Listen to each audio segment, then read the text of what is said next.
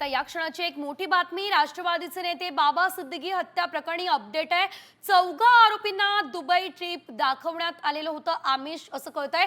Dubai ट्रिपचं चौघा आरोपींना प्रत्येकी 25 लाख रुपये रोकड, कार आणि घर देण्याचं कबूल करण्यात आलेलं होतं।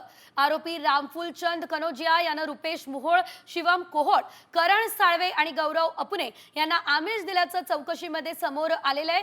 12 ऑक्टोबरला बाबा सिद्दीकी यांची हत्या झाली आहे। हत्येप्रकरणी आतापर्यंत 18 जणांना अटक झाली आहे। अधिकची अपडेट घेऊयात आमचे प्रतिनिधी सचिन गाड यांच्याकडून। सचिन, आपण आधी बघितलं होतं बाबा सिद्दीकी यांची हत्या केवळ 2 लाखांसाठी करण्यात आली असल्याचं समोर आलं होतं, मात्र त्यांना मोठा आमिष देण्यात आलं असल्याचं कळतंय। नेमकं काय समोर येतंय सविस्तर?